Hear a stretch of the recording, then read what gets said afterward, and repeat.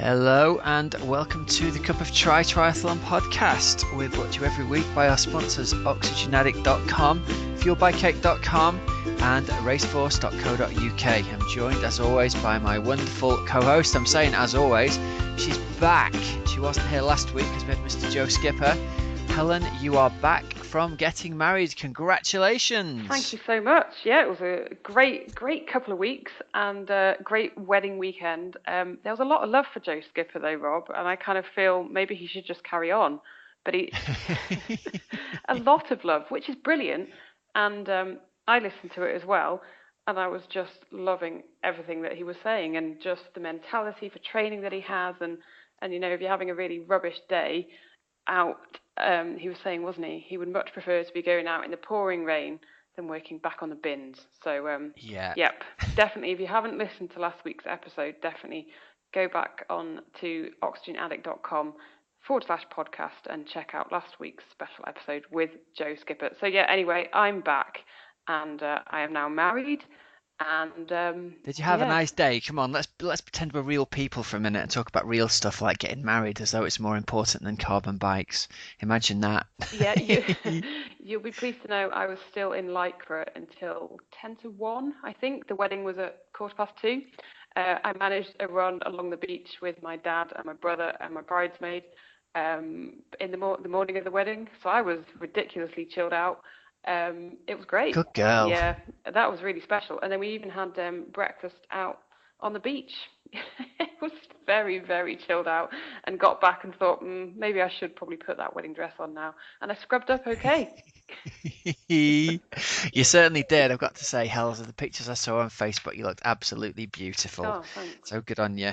And very impressive getting out for a run on your wedding morning as well. There's a bit of inspiration to be had for the listeners there as well, I think. It's got to be done. It wasn't very far. We ran probably about 8 minutes in one direction, and then had a skimming competition who could skim the furthest, and then decided to run back and go and hide and have coffee and eat pancakes. It was great. It was really, really good. One of those very special moments where, you know, running with your dad on the beach is kind of cool, and then he can give you away a bit later on in the day. It was great. Oh, that is nice. How old's your dad? My dad is 65. Oh, that's brilliant. Getting out and doing a bit of exercise with a 4-minute 13-mile. Did he really? Yeah. That's pretty darn impressive. Yeah. He didn't do that the other day, which is why we only ran 8 minutes in one direction. For 13 mile. Yeah, he was pretty swift. You see, you've got the genetics, Hells, obviously. I know. It's just I've only really in the past, 2 years actually put it to use. Oh, yeah. Yeah, never mind. Oh, and I feel we should tell the listeners that the resolution of the mystery bike split for you at the 70.3 World Championships. I feel that there are people hanging on to find out what happened. The 3 after hour I predicted 2:45 on the bike and you did 3:15. So the bike came back, didn't it? Got transported back, and you got it back, and you had a nosy at it. Yeah. And tell us what you found when you looked at your bike. There seemed to be a back brake blocking the back wheel, and a lot of tyre worn down. So the back wheel wasn't even. Oh, I just come across the complete numpty, but never mind. The back wheel wasn't in properly, and wasn't in straight. No, the brake was blocking. It's easy to do if you hit something hard. Those rear-facing rear dropouts the wheel can, get knocked very slightly, and that's all it takes on a race bike where the tolerances are really small. That's it. So, and once that brake is catching, or even it sounds like your tyre was rubbing against the frame, doesn't it? So yeah. So hey, but it would explain a lot, wouldn't it? It would explain why I was probably about, I don't know, 15, 20 minutes slower than 30 minutes. Yeah. Never mind. I did just think, my God, these people here must be like, they're just monsters on a bike. There is no better way to make other people look good on the bike than to put your back wheel in not straight and have the brake blocks rubbing against it. So yeah. I'm really sorry it happened for you in the race of the year. I think we should find you another race before the season's out, and you should get to go and use up all of that fitness and really rip it on a triathlon. Well, we'll see. Come on, Hells, do something for the end of the season. We've got to find you a race. I'm doing a marathon in December. That's pretty good going. So I need to start running a bit You could do that further. as well. Okay, well, I haven't ruled it out completely, but if I am quite a fair weather cyclist, and I just went out. We'll wait and see the forecast, will Yeah, we? totally. Good for Given you. that I don't need to do it really, yeah, we'll wait and see what the Find weather. some end of season races and then just play the forecast. And with 3 days to go, get entered. Race organisers love that when you enter with 3 days to go. Give a few people a few headaches. Yeah, man, definitely. Okay, well, I haven't ruled it out. Um, No, it's good to hear. Rob, I was very excited this weekend following lots of races. Um, there was Yeah, there's a lot going on, wasn't there? it was all about being in the sea this weekend, wasn't it? It was. So we had big races this weekend at obviously Ironman Wales was on, Challenge Weymouth was on the same weekend, and also the Sandman was on up at Anglesey. And in the few days in the run up to all of these events, I think the big thing that was on everybody's mind who was racing was the state of the sea. And I'm sure even if you're a race organizer, it must just be brown trousers time when 3 days to go Oh you're yeah. looking at the state of the sea and thinking there's a lot of surfers out there at the moment. I'm hoping that calms down a bit for race day. Um, We, so we did. me and my family, Yeah, go on. we went down to Tenby. We went down to watch this one and support some athletes that had racing. So we were there from late on the Wednesday evening, and we got up first thing Thursday morning. We found a tiny little campsite on Oh, a nice. beautiful place overlooking a bay, and I was up, my surfboard was off the roof and I was in the water before breakfast. It was just like perfect surfing weather. And there were two things going through my head. The first one was, I can't believe I've got a dawn session to myself with nobody else in and kind of shoulder to head high waves. This is magnificent. The second thing was, I'm certainly glad I'm not swimming 2.5 miles in this in 2 days' time. Oh, So really can't be stated. It was proper Atlantic swells and surf coming in on the Thursday morning. it's horrible, isn't it? Though, Uh, because you get yeah, somewhere like that. I mean, the same was Sandman actually a couple of years ago. We sort of got there the day before, and you turn up and you're thinking, oh my good, how are you even meant to swim in this? Like, when you can barely even walk out, you're thinking, yeah, how can you swim? And on that occasion, they actually had to change it and do an out and back swim, sort of round in a more secluded part. So rather than yeah, they had to change it totally. But even that was horrible, especially if you're not very confident in the sea, which a lot of people aren't because a lot of people yeah, don't have the opportunity to practice. And then even the Challenge Peguera last year, you sort of rocked up in Peguera midweek, and the waves were just extraordinary. And you're thinking, oh, again, no way. But then on come race day, absolutely stunning, pancake flat, and it couldn't have been nicer. yeah. Well, you get two kinds of waves over on these coasts. You get the kind of the proper surfing waves that have travelled for hundreds of miles, and it's like, long, proper long range swell that's coming in. And you also get the effects of the localized weather and the wind that's blowing there. And on the Thursday morning, we had both. It was fully blowing like easterly force 4, force 5, pretty much kite surfing and windsurfing weather. And in addition to this, you also had sets of long traveled surfing waves coming through as well. So, I mean, it was great for surfing, but I was thinking, man, these guys my athletes who were out there who went and did the practice swims out in Tenby were texting me and going, we've just got 7 bells kicked out of us trying to get out through Yeah, the shore break here at Tenby. It's just unbelievable. But then luckily, the day before the race, the prevailing wind shifted round to be blowing offshore, and that virtually completely killed off all the wind chop that was coming in, and there was still the odd set of surfing type waves coming through. But that really flattened the ocean off, and then overnight it went onshore again, and they had a fairly chunky swim, I think it's fair to say, at Ironman Wales on the was it a morning of bit the race. longer, or In just terms of in terms of length, yeah, or was it just still quite choppy?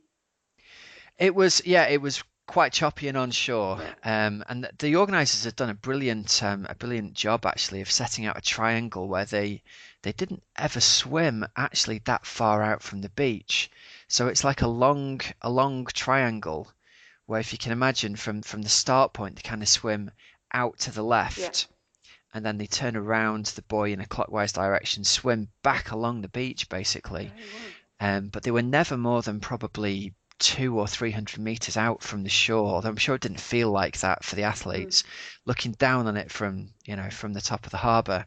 And then they turned around the buoy and swam back in with the wind swells back into the beach and off for a second lap. And there's a great big rock on the beach at Tenby on North Beach. And they use that for the kind of the in and out around the Australian exit. So it looks stunning. It Oh, was wow. really, really beautiful. And Tenby itself, it's the first time we've ever been there, and the village itself is picture postcard beautiful. All the hotels and houses are painted different pastel colours. Good part of the And world. it's just It's a good brilliant. part Yeah, of the really, world. really I amazing. need to go and do Roads are good. Ironman Wales one day, Rob, because that is where my family are from Pembrokeshire, farming lot, and You've got yeah, to do it, mate. I, And it would really suit you as well. It's a very hilly, tough bike course, which would suit you being a skinny I bet whippet. it's great if And you have the your runs brake on up for and down. that. I don't think you wouldn't have got up some of those hills. I don't think you'd had your brakes on for that one. Um, people talk about how tough the bike course is, but I think the thing that makes it is how tough the run course is. We were camped on a campsite right at the very northern tip of the run course, and Linz and I walked with Xander in the backpack all the way back up the course at the end of the day as the athletes were running, and pretty much for like 3.5 kilometers, it's solidly uphill, and it kind of goes out on this long uphill drag all the way up to the north end, and it turns around, comes about a kilometre back down the hill, then turns around and goes back up another hill for another 500 yards, Oh, back round and all the way back down a hill. And then the really clever thing is, in Tenby, they've got you going in and out of pretty much every tiny little road there. So it's all tiny, higgledy-piggledy cobbled streets and really high. It's just sort of your traditional surfing, fisherman's village type yeah. place. So really amazing support. And as a person trying to walk around, it was almost impossible to walk because all the crowds were lined one deep on these tiny pavements. Wow. It was really hard to get by with Xander in a backpack. But the support on that section in the town it was like nothing I'd seen at a race They do before. It was say that the absolutely support brilliant. at Ironman Wales just blows you away. But yeah, because you go in and out and up and down every one of these roads, you're never more than, you can cut across as a spectator. You can cut across these little alleyways between the streets and see your athletes in three Oh, places wow. for the sake of a little walk. So I saw Warren Mason was racing and Nell Hairsine was racing, and I was just nipping by. And it was great, the look of surprise on their face. It was clearly like I just saw you a minute ago and you were over there. How the hell are you here? And I'm sure as an athlete, you can't get your head around where you are on the run course and how on earth your spectators cut across and seeing you there, and there in the space of 3 minutes when they've run a kilometre between each spot. Wow. That's really cool. Definitely. Yeah, it Did it is. It's did a it really did it cool kind of give race. you another sort of itch, Rob, or not? Not really. More just you'd love to go back again one day and support, or did you think, yeah, I'd like to compete here? Do you know, I would do. It's a beautiful, beautiful course. The thing that gave me a dose of reality was, like I said, we'd walk down with Xander in the backpack, so he's like 20 kilos these days. So 20-kilo walk along the coastal path for an hour and a bit, a full day on your feet, and then for us walking back to the campsite. I mean, we walked for an hour with a backpack, and it's nothing like an Ironman, but No. we were goosed by the time we got back to the van, and that really put into perspective and reminded me, you know what, mate? You'd have a marathon to run at this Yeah. point, and your legs and shoulders are. And you know how kind of when you're spectating, you get energized, but then when you've got to do something a little bit physical and you've got like a niggly back and your backpack's rubbing, it reminds you that when you're running, it isn't the tired legs that get you in an Ironman. It's the core muscles and it's your hip It's flexors that everywhere. go, and it's your sore neck from the bike and all of that little stuff. And I was Your like, at the sticky end of hands this from the walk, gel. yeah, some kids been collecting the bike bottles and gave us one, and I had this sticky bike bottle, and that's exactly it. I was like, oh man, and these guys are running with a sticky bottle, and the hair's sticky from, and it's all that stuff that's like the thing that niggles you. That's the real challenge, isn't it? Mm, yeah. Yeah. Well, I haven't signed up for Ironman Wales next year, and at the moment I do not intend to. Mate, it would suit you down to the ground, and as a location, honestly, couldn't, especially on the day that they had in the end. It rained in the morning a bit, but then it was kind of very breezy, but fairly pleasant and sunny. Standing as a spectator, I was in shorts and a Oh, t-shirt, nice. so it was really pleasant out of the wind. Um, so yeah, it's one to do definitely. And if anyone's wavering over the enter button, get it entered. Do plenty of running training on the hills, but get it entered. Fantastic. And we had a Jesse Thomas won, didn't he, on his debut from the USA? Yeah, good old Jesse Thomas. Well, and later on in the episode, we'll play some interviews. I managed to get a brief interview with Jesse at the finish line, and also with second place Andre Visicha and Marcus Tomska. Quick little interviews with them, but I mean, I felt guilty even trying to interview them because they were goosed. They'd really laid it all out there. The other one, The guy in I was fourth. going to say, the guy in fourth, but the guy in fifth, Andy Greenleaf, um, he's from Team Free Speed. Now he got a D. He was disqualified actually. He DQ'd at the Yep, 70.3 for Worlds. crossing the white line on his bike. Ah, breaks your Like in heart. the last, I think he said in the last 5 miles, and it was because he believed he was taking the safest route. Yeah, he was trying to get through people, Totally. right? Now, let's all be honest. I'm sure he's not the first person to have done that, and he certainly Who's not crossed the white line in exactly, a and he race? Yeah, certainly breaks your heart, will man. not be the last person. Especially if you've got, it is, isn't it? It's kind of like, what do you do? Just slam on the brakes because you've got someone who's so far out in the middle of the road, or actually, do you think you do what? Do you think you do something in your eyes safe to go around them? And you got a marshal there, bang, out. Yeah, So it's a tough one. what an amazing comeback for him to get fifth overall at Ironman Wales. Brilliant. Yeah, I don't know what age group he's in. Have you got that there? I think Is he he's 30 to yeah. I 35? think um That's a really. I mean, the thing was at the time crossing the finish line, I didn't see him come over. I don't know whether the pros had like a different start or whether even it was a rolling start on the beach. I saw Harry Wiltshire come over the line in fifth place. And I said to him, like, how you doing, man? And he was just, God bless him, he was weaving from side to side, trying to walk from the finishing line. Because for him, I mean, like the first three have crossed, they've done the champagne. yeah. It's all kind of been nice excitement and stuff. And he was just trying to get himself to the medical Oh tent, I my think. goodness. And so I stopped and shook his hand and said, well done. And I said, how are you? And he was like, I am absolutely Broken. tired out was the phrase that he used. I was like, do you need me to help you get back to the tent? And he was like, no, I'm going to be all right, I think. Oh, But I didn't even go for the MP3 player with him because it was like the poor guy needs to lie oh down. no. Well, And afterwards you go, I really regret that now because it's like it would just have been like a real snapshot of how knackered a guy like he is, at the end of the day, even to give other people heart further down the field. it's impressive, honestly. So Andy Greenleaf, who finished just ahead of Wiltshire, he did a 2:55 marathon. That's brilliant, isn't it? Awesome. Yeah, really, really good. So I imagine there you go. That's him for Kona next year. Boom. Oh yeah, And that locked down. probably wouldn't have even been in his plans at all for this year, would it? If focus was going to be the 70.3 Worlds, and then I think Ironman Wales was just a bit of right. I want to you know, put things Yeah. right after that bad Jesse experience. Thomas said exactly the same thing. He said in his post-race interview with the commentators, he felt like he was in the shape of his life for the 70.3 Worlds, and I think he either got a drafting penalty or a DQ there as well, and he was just completely gutted. And he talked it through with his coach, and he was like, I just don't feel like I've managed to get anything out of my system kind of thing. And they decided he was just going to fly over and do Ironman Wales on a whim. He'd not trained for it. He'd never done a bike ride longer than 4 hours. He'd never run a marathon before and just went out there and laid it out. So That's amazing, isn't it? yeah, he was like, I was riding with, I think he was riding with Marcus Tomska, and Marcus says in his interview, I turned around at 160k and all of a sudden Jesse wasn't there anymore, and I was like, okay, and Jesse was like, the wheels came off at 4 hours. I was absolutely goosed, and I didn't know how I was going to run, but he looked on the run course, he just looked really good. He was running, I think he was running the first half of the race. He was on like 2:47 pace. And he only faded to a 2:52, so it was a really, really solid run from him. And imagine what this guy's going to do when he trains for Ironman. Yeah. I see. I love that kind of story. That's just brilliant. And Yeah, okay, he's pro and he has gone and won, but doesn't it just give you a massive bit of happiness and a bit of inspiration? You just it don't know totally what's possible, does. do you?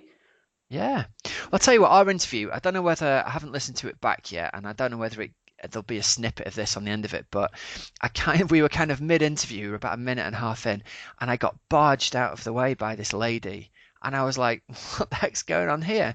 And this big lady leant over the barriers and grabbed him and gave him this massive hug, and Oh. it'd been the lady that him and his wife and baby had stayed with in the homestay for the week, and she was like, "This local Welsh lady, I'm so proud of you. Oh.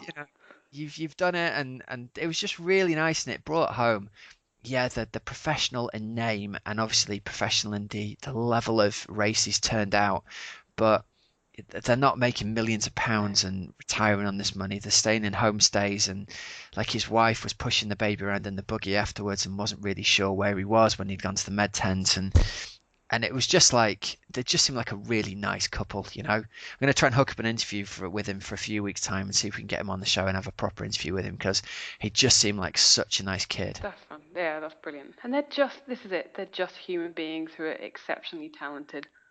Yeah, So yeah, exceptionally talented and trained exceptionally totally. hard. Now, Anya Baranek. Now she's from Germany. She won the women's race.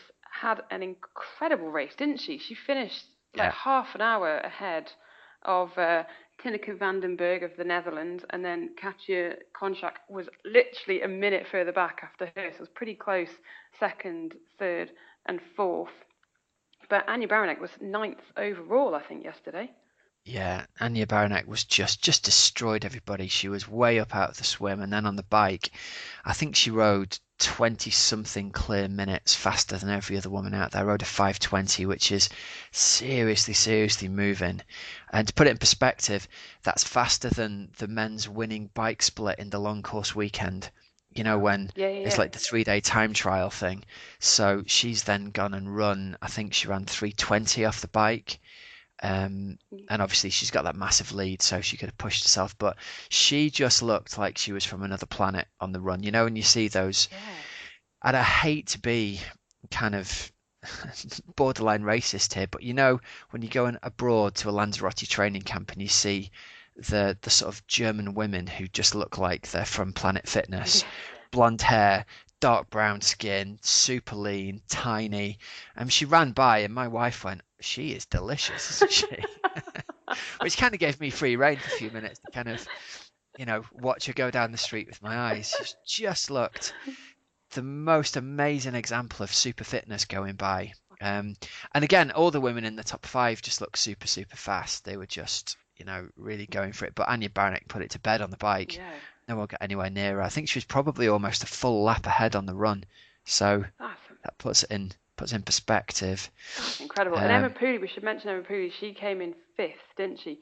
But I think there was probably perhaps I don't know, maybe a bit more expectation sort of on her. There was a lot of hype when it was revealed that she was going to be racing Ironman Wales, and yeah, fifth, she had a brilliant race, um, on the back of the Powerman World Long Distance Championships. last weekend she did that. Yep, She did which Powerman. she won.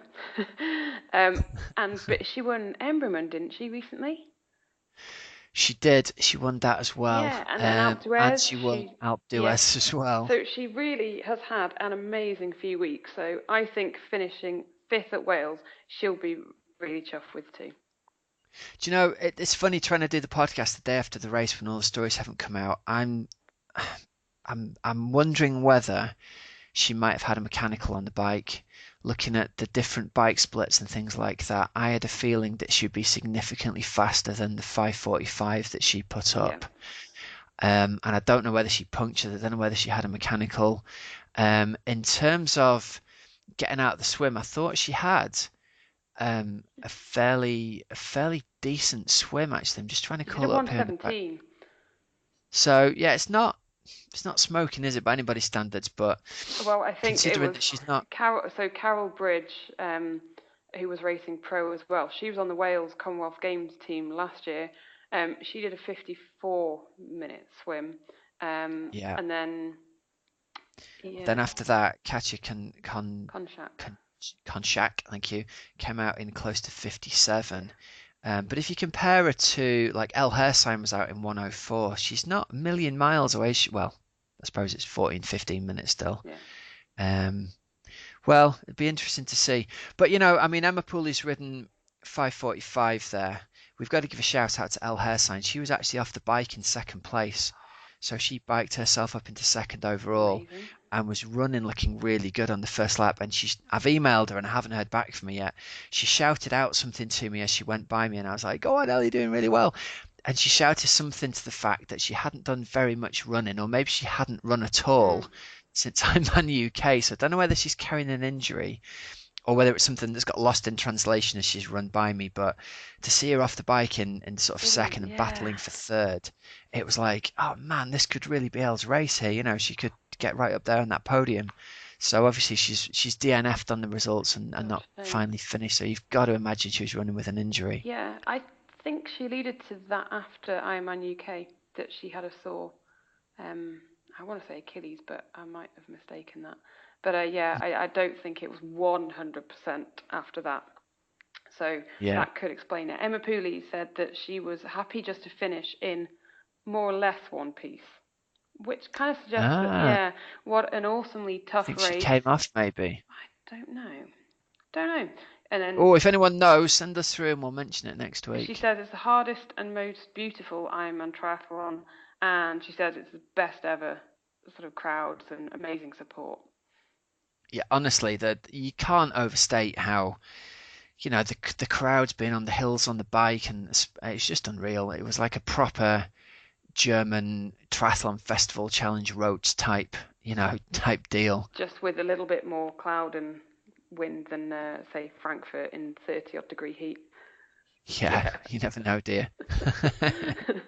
But away from Wales, Rob, which was brilliant, and we'll hear some of those interviews a bit later on.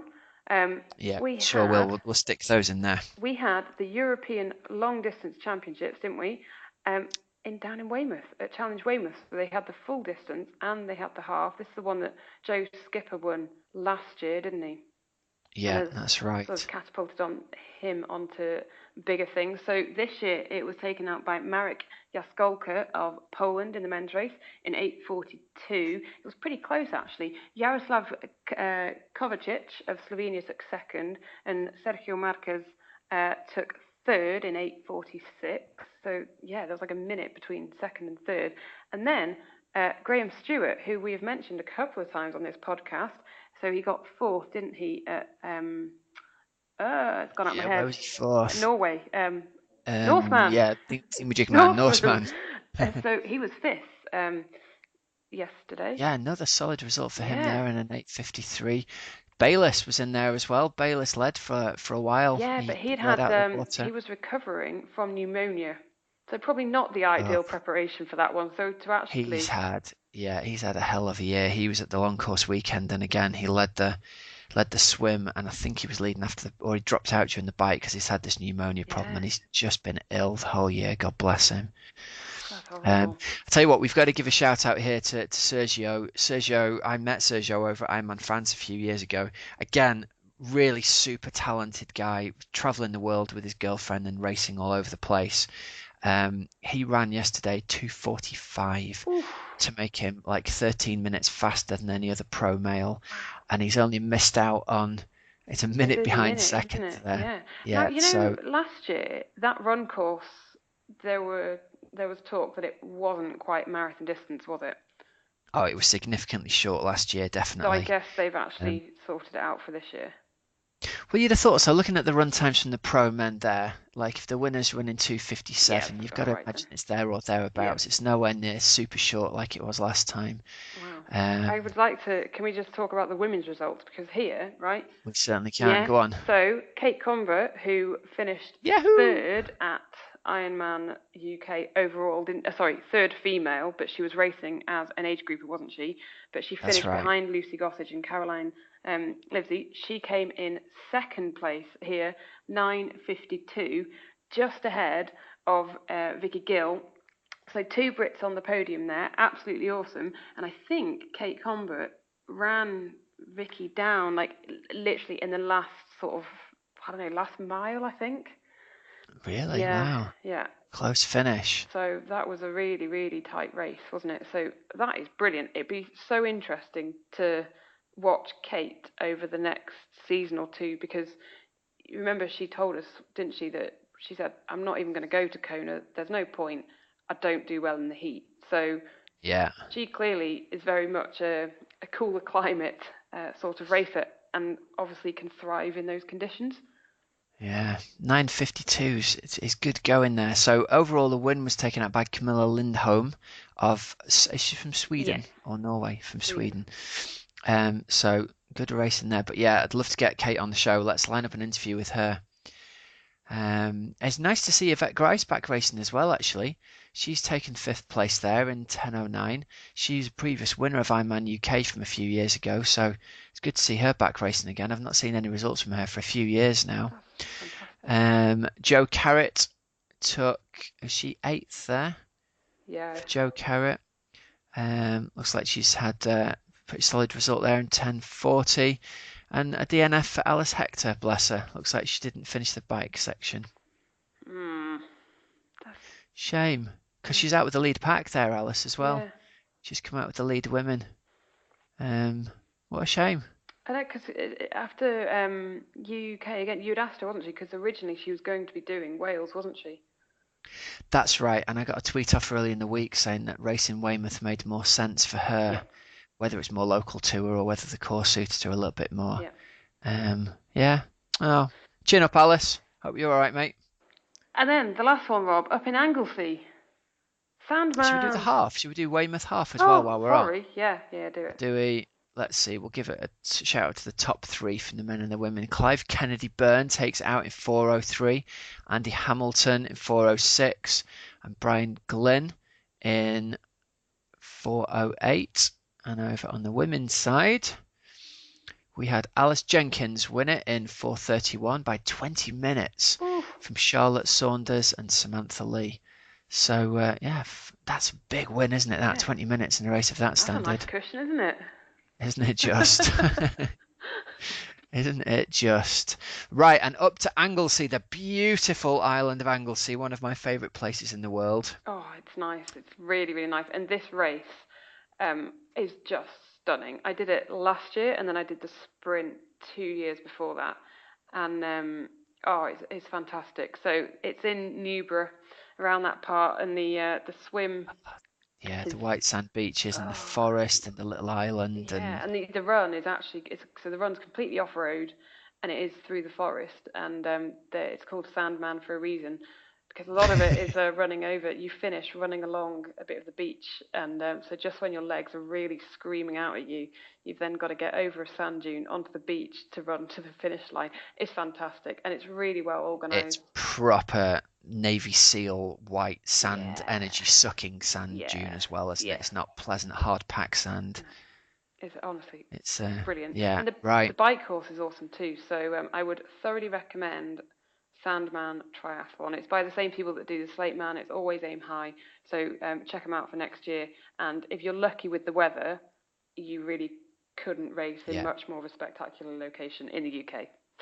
Absolutely. And if you're unlucky with the weather, you're going to get the time of your life. Yeah, exactly. So results here on the men's side. Ewan Brown from Edinburgh Road Club took it out in 2:24. From Alex Foster of Champion Systems in 2:28. Paul Hawkins, good to see him racing well again, 2:29. And then some other interesting little results we saw along the way. Lewis Eccleston, who we thought had outsplit Joe Skipper at the Rubicon, it turns out he sent us a tweet and said, I cut part of the bike course off, hands up, and he actually went back out, did the extra bit, and then came back in again. So he was down in 8th place. Well done to Lewis. And a couple of team results there from Knutsford Tri Club. We had Jones Hardcocks in first place in 2:33, leading by a minute from Dave Armitage's team, also from Knutsford Tri Club. So they're our teammates, and we get to give them a little shout out. Good work there, guys. And the ladies' side, have you got the ladies' results up there? I've got Natalie Seymour taking out the win. She really absolutely smashed it. She finished just behind Susie Richards at Slate Man, and here she had a really comfortable win. She did it in 2:44. And then the next female to come in was Helen Talbot in 3:01. So that's a great result, isn't it? From 15, 16 minute work. From Natalie, who, again, she was out in Austria the other week as well. And so to sort of follow it up. And then, 4 second difference between second And third on the women's side, Dorothy Livia Bella taking third in 3:01. Wow. Yeah, so that's I brilliant. wonder if that's a sprint finish. I reckon it. Oh, don't know. Don't know. It's hard. You don't know whether it's a head-to-head. It's a big start altogether, isn't it, Sandman? So it would have been. Yeah. They'd have been a Yes, few seconds apart on the beach. Oh, Oof, good oh. racing there, ladies. Hope that makes the TV show. That'll be great. Last year at that one, I finished in fourth actually. I think I finished just ahead of Dorothy Livia Bella last year. Did you I really? think I did. So maybe you could have been on the podium, No, Hals. no, they were a couple of minutes quicker than last year. Oh, were they? Maybe so are you. If you don't get your brakes stuck on. Could be. But last year, I do remember them saying, come on. Oh, someone said to me afterwards, Helen, she really didn't finish that far ahead of you. You could have got third. So if it had been like a tiny bit longer, then maybe. Oh, well, you're faster on the bike this year, so we'll see. And a shout out to Mike, the knitting man Stockton from Knutsford Tri Club, who's just a couple of minutes behind those ladies there. Well done, Mike. Good to see his little name pop up there. Have you got yourself one of Mike's knitted hats yet? Yes, I have. Brilliant. Love it. They're They very are good. awesome. So this is a guy who he boxes, doesn't he? And he knits and he does triathlon. Very, very talented. Unusual combination. Yeah, but brilliant. Master builder as well. If you need any building work doing, Mike's your man. He's the man behind all the renovations down at Bike House in Gatley. He did all of that, and so boxing, knitting, and building. There you go. There you go. And soon to be a Kona qualifier as well if his training goes the way he's planning. Love it. Good lad. Fantastic. Rob, we're doing news now. We're going to hear some of those interviews. Let's do news now, and then we'll run the interviews one after each other after that. Okay, perfect. So go on. Our news. The main thing we've got is that the races for next year have been announced that are going to be the qualifiers and the European and the British Championships and things like that, aren't they? Yeah. So the kicks off at the Windsor Duathlon. So that'll be the British Championships for duathlon. Then You raced that, isn't it? Never been held before. No, first time. So that's going to be in. First time in a classic course. Is that in April? Yeah, that's April. 3rd of April. Oh, I've never raced Windsor. Have you? No, never. Get down and race the Londoners. To be honest, I've never raced most of these races. But we need a concerted I effort. need to enter a few more, on. maybe. Yeah, we could do. We should share it out and enter a few more. The Legoland is there. Xander would love that. We could do a combined race and. There you go. I've got friends down in that part of the world. I've never done a duathlon, but. There's nothing my wife likes more than when I suggest going to somewhere like Legoland, and then about 30 seconds will pass and she'll go, "Hang on, is there a race near there?" No. The last one was the race. There's Challenge Denmark next year, and it's actually at Legoland in Denmark. Oh. It's based at Legoland. The start and finish are there. So I was like, we could go to Legoland next summer, and she went, "Oh, Xandra, wait a minute, is there a race there?" Yes, maybe. Oh, right. So hang on, here we go. I've called up all of these things. Oh God, there's millions of them, Helen. So British Triathlon Age Group Championships for next year. So duathlon's going to be Windsor on the 3rd of April. Sprint is going to be the big cow, which is in Milton Keynes on the 15th of May. Middle distance is the Grafman on the 22nd of May, and the standard distance is Liverpool, and that's on the 14th of August. The next set of races up are the Triathlon England National Championships. So they've obviously separated out the British Championships and the Triathlon England ones.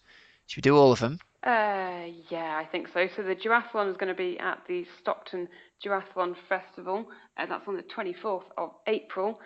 Then the standard distance for triathlon is St Neots, nice tri-event. That's on the 8th of May. Aquathlon, that'll be at Leeds when the ITU series heads up there. So that'll be as part of that event. Sprint distance is Leeds Castle Triathlon on the 25th of June. The relay, which is confusingly not in Leeds. Yeah, don't get that confused. Club relays are going to be in Nottingham again in late August, but the dates TBC. And then the middle distance for the English National Championships is going to be at the Vitruvian. Oh, good stuff. Do you know what? We're not going to read out the rest of them because it's too confusing. So if you're interested, there's a nice PDF download you can link to from the try247.com page there. So go and check it out there. And there's 27 other different qualifiers to go through, and it'll take us too long, won't it? Yeah, and probably switch off as well. Yeah. Yeah. One new thing for next year is that quite a lot of the sort of championship qualifiers. So if you're hoping to go to the 2016 sprint distance world championships, it's draft legal, these qualifiers. Mm. So, and again, for the sprint distance duathlon world championships, the qualifiers are draft legal as well. So that's kind of a whole new ball game, isn't it, for most age groupers? Yeah, I think it's going to be a big change because one of the things that comes along with that is the banning of tri bars and the banning of certain deep section wheels. So we're almost in a UCI hour record, take them back a few years kind of situation. Now, one of Hamish's athletes raced a draft legal race under these new regulations a while ago, and at first glance, it looks like they've banned all deep section carbon wheels, but they haven't done. There's actually a list that I remember Hamish managed to find and download. So don't despair if you want to go out there and race next year. You can use certain kinds of deep section carbon wheels, and I just believe that all tri bars at the moment under the current rules seem to be outlawed. So that's going to be a big change. Wow, that'll be, and I don't know, will draft legal races, does it, um, is that just not going to benefit?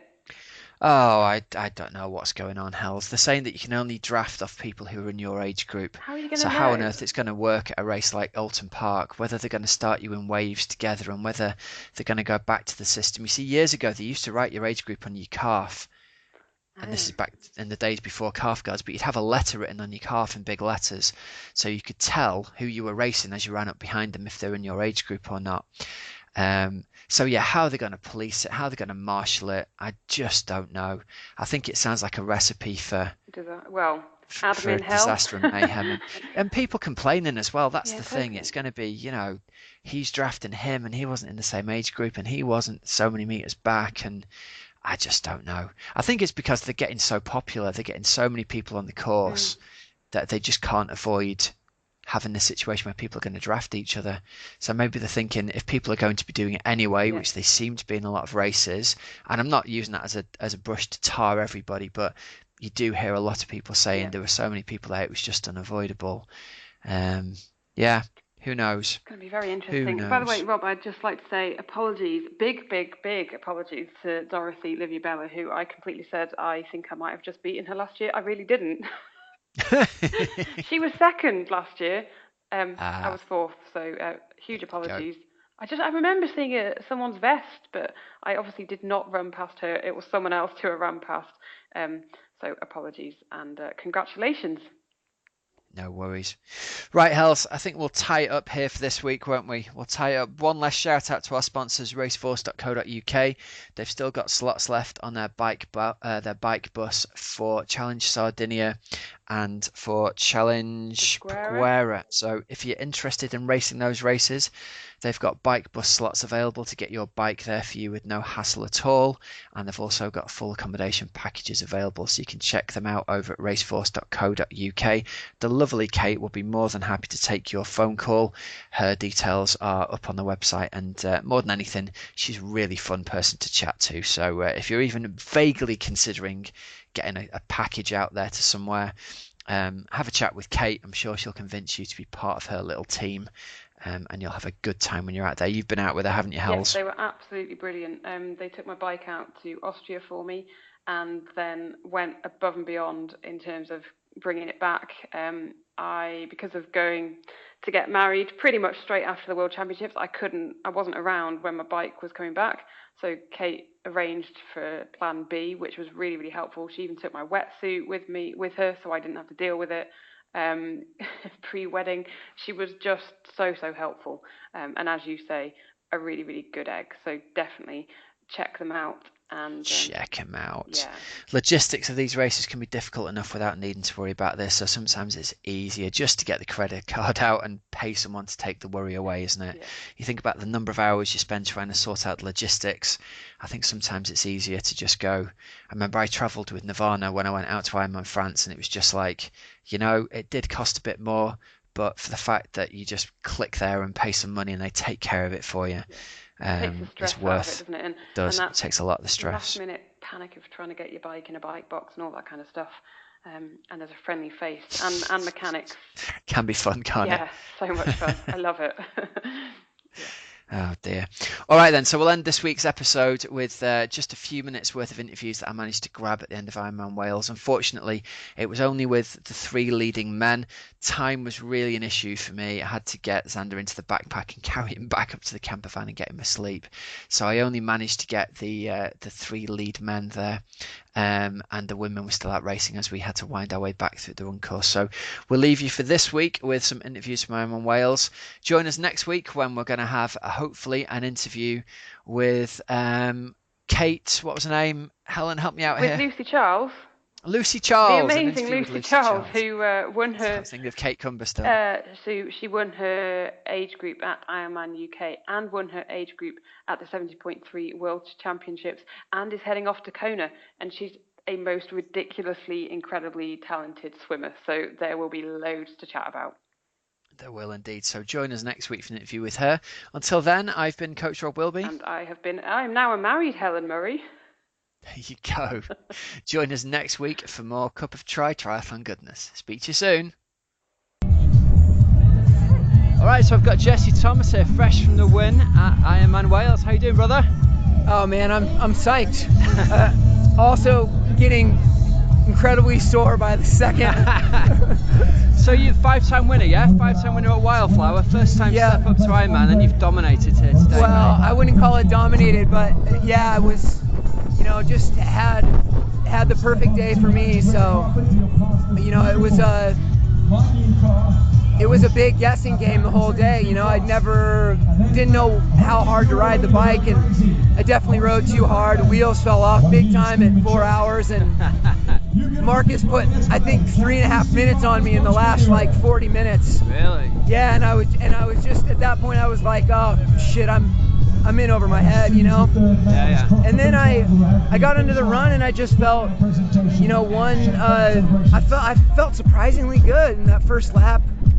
Passed him after the first lap, but felt like I was holding myself back, and it got really, really tough, but my body just stayed with it, so it was good. That was awesome. I mean, the updates were saying you were running like 2:48 pace for the first half. Did it feel you were running fast, or were you just on a good day? I'd never run that far in my life, so it just felt like I was on a long run, and I was just doing whatever my body felt like doing, and I figured I was going to go, my coach and I talked about it, I figured I was going to positive split, because he's like, it's just so hard to negative split at a marathon, and so. Andre, second place today, how are you feeling now? Tired and happy as well. So. How did your day pan out today? Did you ride well, run well? What was your strength? I felt that I was riding well. I knew that the second part of the ride is hillier, so I didn't push so hard at the beginning. But when I heard that I'm already 7 minutes behind, around halfway point, then I didn't feel so good at that point. But the gap stayed around 7 minutes until the second transition, and I gave everything on the run, because when I got into second place, I knew that Jesse was doing his first Ironman, and you never know, people. Nothing is certain in Ironman. Even when there is 2Ks left, people can crack, and so I really wanted to give it all in case he cracks. That I don't say that if I pushed it, maybe I would won. Now I knew that he was just better on the day. Yeah, it looked like you were running really, really well, and it's just Jesse held on, didn't he, today? Yeah. Well, this was probably one of maybe the best run I ever done. So I'm happy with that. Yeah, that's because awesome. the course is very tough. I just looked at the watch. It's almost 500 meters of elevation gain on the run. Yeah. So that's not so not so flat. I don't think there is any part of this run course that is flat. It's all slightly uphill or slightly downhill or very uphill and very downhill. Yeah, but mentally for me it was rather easy because I was just thinking, okay, let's get to the top of the big climb and then it's all downhill. Well, it's not, but it's almost all downhill. Well, then mentally you can kind of, it feels like you only need to run like 3K and then everything is just, you get 7K extra bonus. There's some great tips for the listeners here, man. Just imagine from the top of the hill, everything else is downhill. That's a great way to look at it. All right, man. Listen, thanks very much for your time. I really appreciate it. Congratulations on today. Thanks. Okay, so third place overall, Marcus Tomska. How do you feel? Oh, not so good at the moment, but the third place is okay for me. Yeah, I believe the bike ride today is tough, windy, hilly. Yeah. It was my third time here, and I know that the course that I will run and the bike and the swim course, and I love it. Yeah. But maybe I drive a little bit hard on the bike, and so I fight on the run. Yeah. So you had 3 minutes, I think, on Jesse Thomas when you came off the bike. How did you feel running then? Yes, Jesse. I drive with him to kilometer 165, and then he was. I don't know. Yeah. And so I hope his run was the same, but he won. Yeah, like he seemed to come really strong on the run, didn't he? Yeah. No chance today for me. Yeah. And you've raced quite a lot in Britain this year, haven't you? You came first off the bike in 70.3 UK as well. Yeah. Yeah. And at 7.3, was war der andere noch, Ingo? Is it Wimbledon or Dublin? And Dublin is the third place on the bike, but the fastest bike speed. And Norway was Yeah, the first of the bike. Yeah. And 2 weeks ago it was the World Championship 70.3, and I had the 12th place overall. Yeah, that was good. So, and you were very fast on the bike there as well, weren't you? The fifth bike speed. Yeah. So maybe one day for you, go to Kona and lead off the bike like Thomas Hellriegel? Maybe. Listen, thank you very much for your time. Really appreciate it. Thank you very much. El Hersign, welcome to the Cup of Tri podcast, and congratulations on storming first part of your performance at Ironman Wales. Thanks very much, Rob. I'm not sure congratulations are in order when you didn't get to the finish line and get up that magic carpet, but never mind. It breaks your heart, doesn't it? I was so excited when I saw you come zooming through the town. I was like, Elle's having a magic race, but obviously you made the decision to pull the pin, didn't you? What happened? Talk us through it. I did. I decided before the race, actually, that I knew I wasn't going to be able to complete it, and I guess, people would have differing views as to whether I should have gone and started there, but I probably wouldn't have gone abroad to start a race I knew I wouldn't finish. But I thought, well, it would be a good training exercise, a good swim bike, and I've been disappointed with my biking this year. Challenge Rimini, Staffordshire, and Bolton were all not what I know I'm capable of. So having not been able to run since Bolton, I thought, well, at least let's go and see if I can, show to myself a little bit better what I know I can do on the bike, and give myself a bit of a confidence boost. And What's happened with your running then? Have you had a running injury since Bolton? Well, it turns out I had a running injury about a week before Bolton. Oh boy, so, because you really toughed it out on the run there in the last sort of 10k, didn't you? Well, yeah, never mind the last 10k. The whole of the run at Bolton really wasn't pain free, and I know obviously a marathon and an Ironman hurts, but sort of hurting in the wrong way, right from coming out of the transition tent.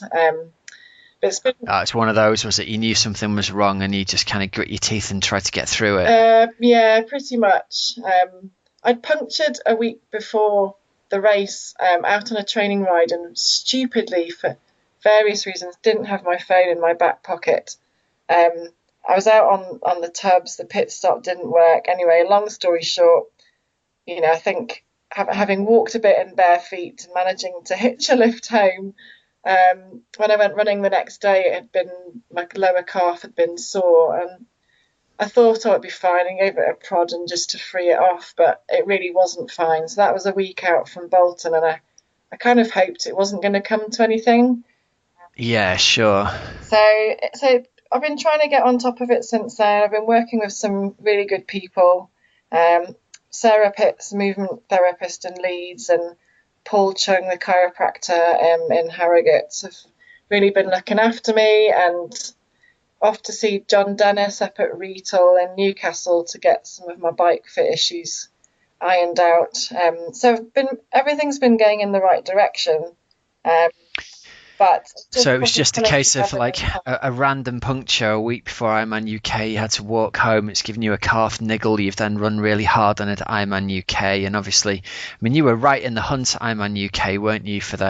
You and Alice Hector had a titanic battle, and did she catch you with about 10k to go on the run, and then you came back at her? I think it was earlier than that. I think because it was only the last lap. Starting the last lap was when spectators were telling me actually I was regaining on her. So I think it must have been the first out and back of those 3 in Bolton. It was maybe about halfway through the run, I think.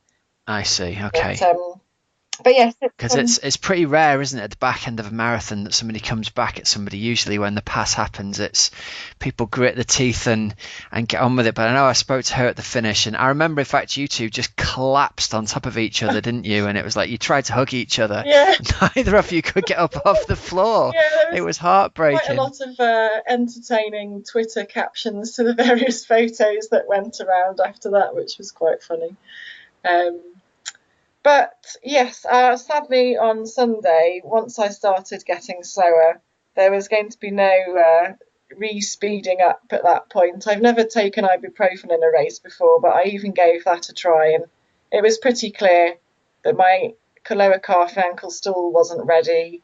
And funnily enough, you can't really do a marathon in an Ironman off only one 45-minute jog in 2 months. So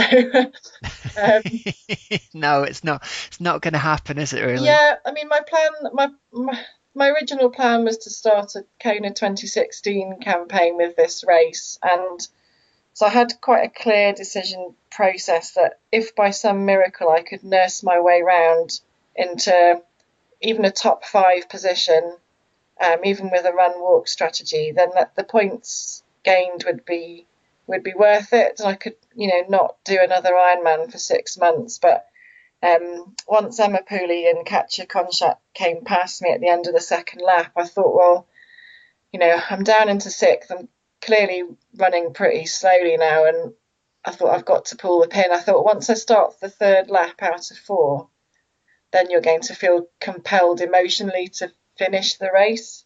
Yeah, of course. And you've got to make a kind of cold and calculating decision as a professional, don't you, really, that you're certainly not going to do yourself any good at that point by continuing for another hour and a half, 2 hours on a really sore and possibly injured leg. Exactly. So and it's quite, I think everyone will understand your decision there, Elle, really. Yeah, it's still a difficult decision to make because I was very clear going into the race what my goals were, and yet, of course, in the heat of the moment, you suddenly feel it's quite difficult that you feel like you're disrespecting the race, and there's all these people who are going to be out there a lot longer than you would be, even if you walked and carried on. But I had to try and just keep my focus quite clear about what I was setting out to achieve. But I'm so glad I managed to even run 2 laps though, because the atmosphere around Tenby is just incredible.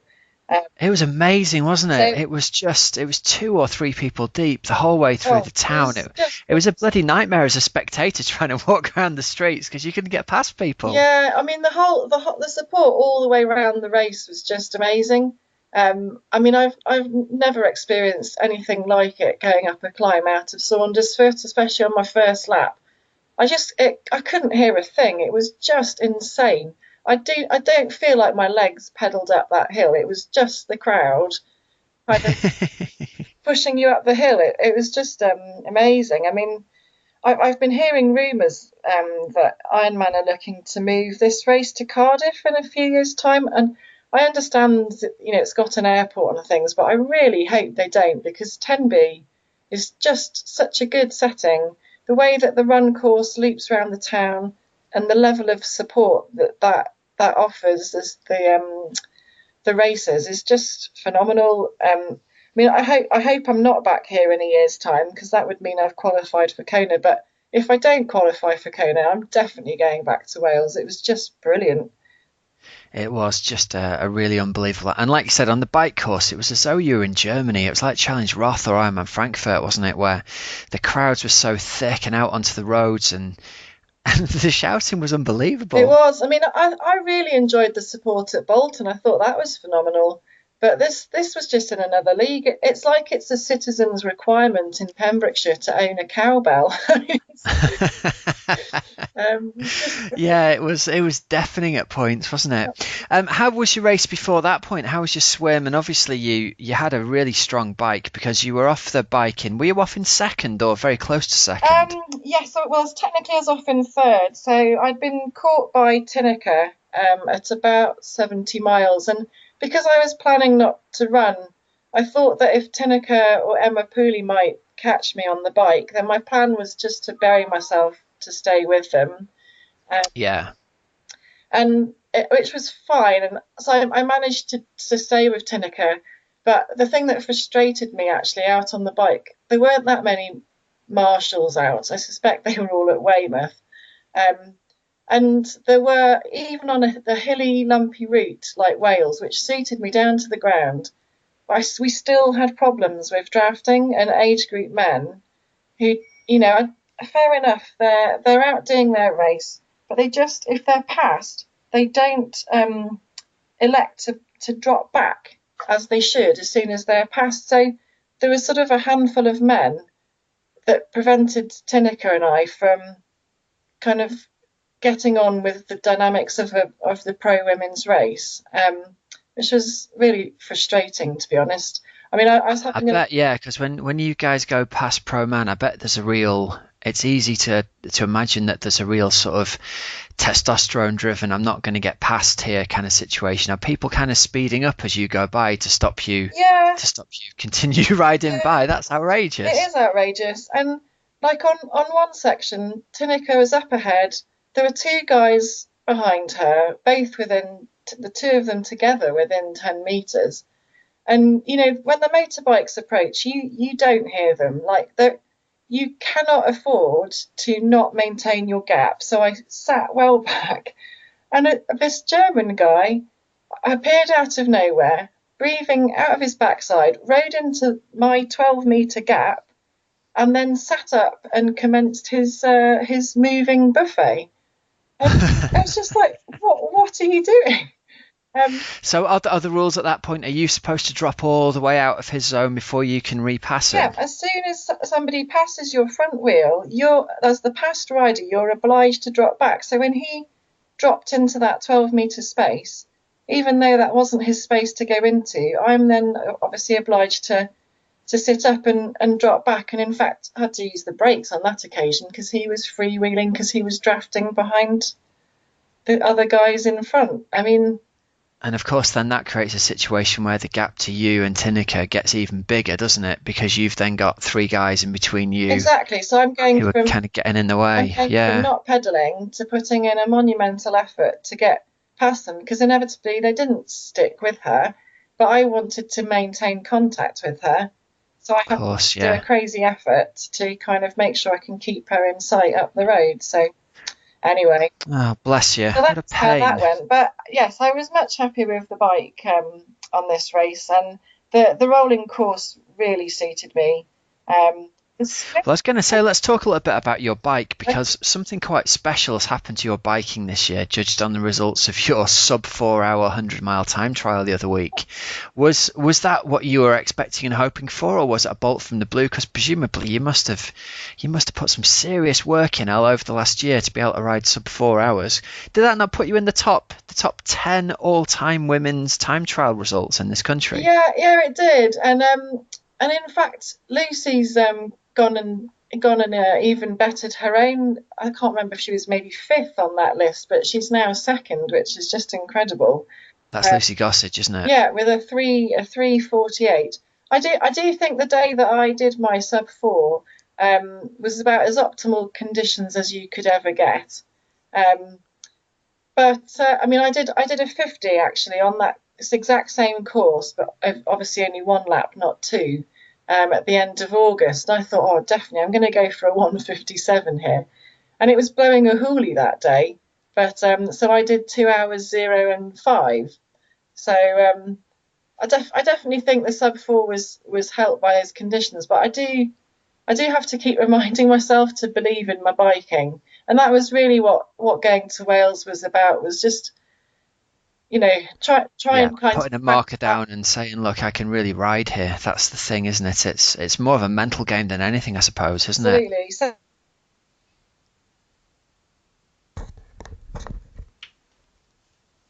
can kind of go into the winter knowing that, you know, it's not kind of in some fantasy world where it doesn't really happen in reality, apart from some one random day on a time trial. So yeah, I'm pretty pleased. I know I've got more I can do. I'm still getting issues with my back, which I think are linked to my lower calf. So I think once I can get on top of these sort of niggles, I'll be a bit more sort of bulletproof. But and I don't swim very well in those kind of. It was quite hilly in the swim. In fact, the whole race. It was a bit lumpy, wasn't it? Quite lumpy. I definitely saw a few white horses, and I'm really not great in those conditions, and I don't practice enough in rough open water. But I was quite pleased with where I came out the swim. I'd looked at sort of the others' past results, and I thought that I should be out with the American Leslie DeMichele, and I managed to kind of stay with her in the swim. So I thought, well, either we've both had a bad swim or it's about par for the course. And then poor Amapuli, I was chatting to her on the beach before the start, and we were talking about goggles fogging up because hers had fogged up already. And she said, oh, at least in Melbourne, they didn't fog up because she was crying into her goggles because she'd come out so far down. And then I really felt for her because she'd come out even further down out of this swim. I think because she's so small and not a strong swimmer that she must just, you know, bob around like a cork in those sort of conditions. So you just get doubly punished, don't you, if you're already not a strong swimmer and you're not very powerful in the water. Yeah. When it's rough like that, it's even harder to keep any kind of momentum going, isn't it? Absolutely. So, I mean, yeah, I've got some work to do to improve my choppy water swimming skills. But on the other hand, you know, I wouldn't go out swimming in those conditions on my own. So to get a kind of race type experience in that condition is, you know, it's good to have in the bank. So you're gonna have to get yourself over to Scarborough in the winter, get yourself a winter surfing wetsuit and go out and get hammered in the surf. I've just been looking on Google Maps actually. How long is it to the coast from here? I really ought to get out to the sea a bit more. Oh, it can't be more than an hour's drive for you from I think so. From where you are, surely. Yeah, I need to look into that. So yeah. I'll give my old surfing mentor a call and he'll take you out for a swim up at Whitby. Simon will take you out and give you some surf training. Yeah, that would be great. I might do that. Good stuff. So listen, just before I let you go, what's the plan for you for, presumably season's over now, are you going to put a solid winter in and then see what next year brings? I might try and do one more before Christmas. It does depend on how this calf settles down. I'll probably make a decision to, you know, sort of early October. There's a few races that are options before Christmas. I don't want to go if I don't think I can really nail a good performance. Otherwise, I'd be better off, you know, getting into a winter block of training and starting next year. Yeah. So see how that comes out. Oh, well, listen, I'm sorry you didn't have the race that you hoped for, but I think you did really well to get yourself through the swim and the bike and even half of the marathon with a knackered calf and absolutely no run training for 8 weeks. And I loved cheering you on anyway. So it's got to be a confidence booster, and you've got to take the confidence from it that you were off the bike in second. And I can't tell you how excited I was when I saw you dancing along the road, and when you shouted to me, I couldn't quite hear what you said, and I was thinking, did she really just say I've not run for more than 45 minutes since Bolton? And I was thinking, oh boy, this could get ugly really quickly. Yeah. But listen, that's really good, and especially congratulations on your time trialing performance. That's something that's going to live in the history books for many years to come, I'm sure. Yeah, thanks very much, and thanks for your support out there on Sunday. It was good seeing lots of familiar faces out there. Appreciate it. All right, listen, you take care of yourself, and we'll catch up with you again next season for a full interview. All right, that's great. Thanks very much, Rob. Take care. Cheers, Bye. Elle. Bye now.